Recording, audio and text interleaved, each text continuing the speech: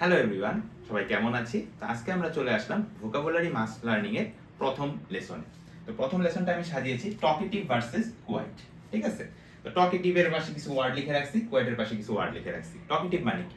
Talkative মানে আমরা সবাই জানি বেশি কথা বলে। আর কোয়াইট মানে কি? শান্ত প্রকৃতির, স্বল্পভাষী।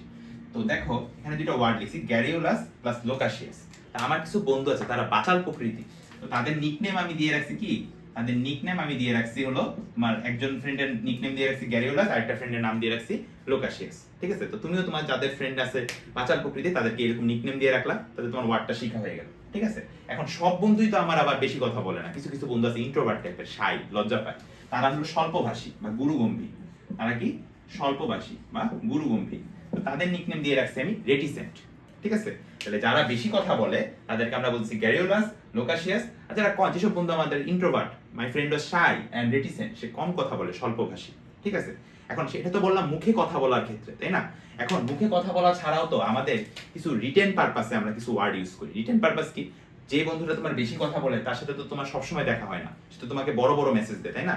যেমন আমার একটা ফ্রেন্ড কালকে মেসেজ দিতেছিল যে আমি কালকে 8টা বাজে চিটাং রওনা হয়েছি, দেরি হয়ে গেছে, তাই আর ঢাকায় ব্যাক করতে পারবো না, কালকে মিটিংটা হবে না।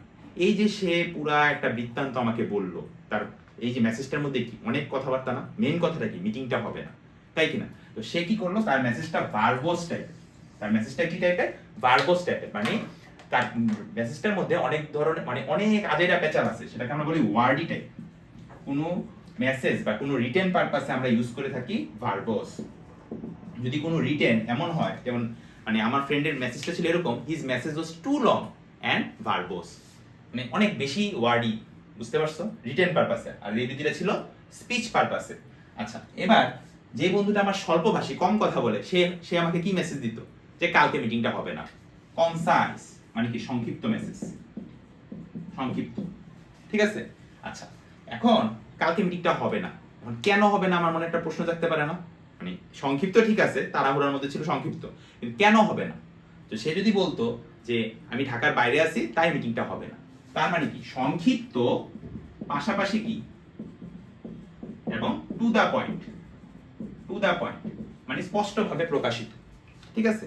তো আমরা আজকে কি কি ওয়ার্ড শিখলাম যদি একটু খেয়াল করি। আমার যে বন্ধুরা বাচাল তাদেরকে আমি গ্যারিওলাস, লোকাসিয়াস বলতেছি, তারা আমাকে কি টাইপের মেসেজ দেয়? ভার্বোস টাইপের মেসেজ দেয়, তাই কি না?